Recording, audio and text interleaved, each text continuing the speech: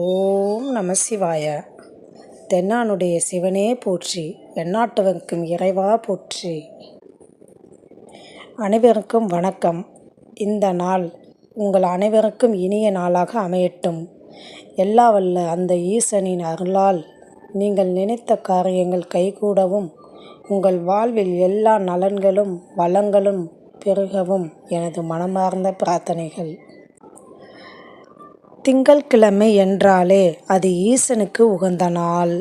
நம்முடைய மனக்கவலைகளை நீக்கி அமைதியை தரக்கூடிய இந்த அற்புதமான நாளில் சிவபெருமானை எப்படி எளிமையாக வழிபடலாம், அதனால் நமக்கு கிடைக்கும் நன்மைகள் என்ன என்பதை பற்றி தான் இன்றைய வீடியோவில் நாம் விரைவாக பார்க்க போகிறோம். வீடியோவை முழுமையாக பாருங்கள்.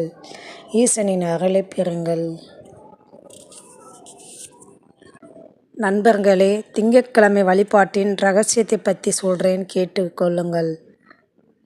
நண்பர்களே, திங்கட்கிழமைக்கு சோமவாரம் என்று ஒரு பெயர் உண்டு. சோமன் என்றால் சந்திரன். சந்திர பகவான் தனது சாபத்திலிருந்து விடுபட சிவபெருமானை நோக்கி தவமிருந்து ஈசனின் தலையில் இடம் பிடித்த நாள்தான் இது.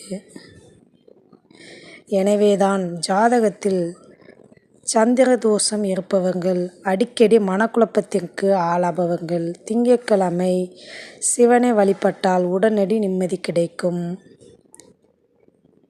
அதேபோல் குடும்பத்தில் கணவன் மனைவி இடையே ஒற்றுமை பலப்படவும், தடைப்பட்ட சுப காரியங்கள் நடக்கவும் இந்த சோமவாரம் வழிபாடு ஒரு மிகச்சிறந்த வழியாகும். வீட்டில் செய்ய வேண்டிய எளிய வழிபாடுகளை பற்றி பார்க்கலாம். இன்று நீங்கள் பெரிய அளவில் செலவு செய்ய தேவையில்லை. அன்போடு ஒரு கைப்பிடி வில்வ இலை அல்லது செம்பு தண்ணீர் ஈசனுக்கு அர்ப்பணித்தாலே அவர் மகிழ்ந்து விடுவார்.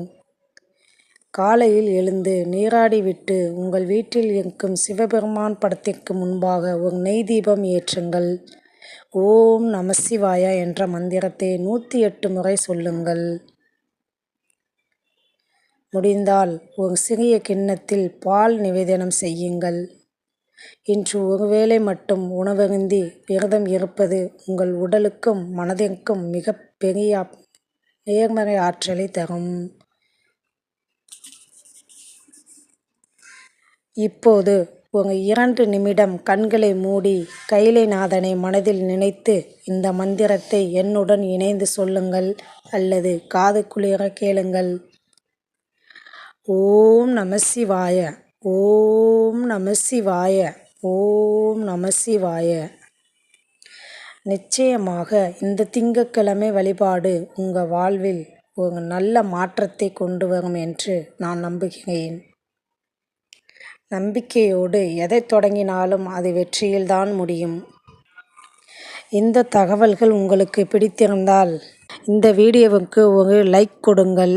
உங்கள் நண்பர்களுக்கும் ஆன்மீக அன்பர்களுக்கும் இதை பகிரவும். இது போன்ற பயனுள்ள ஆன்மீக தகவலை தொடர்ந்து பெற நமது சேனலை மறக்காமல் சப்ஸ்கிரைப் செய்து கொள்ளுங்கள். அடுத்த ஒரு நல்ல வீடியோவில் உங்களை சந்திக்கிறேன். நன்றி. ஓம் நம சிவாய.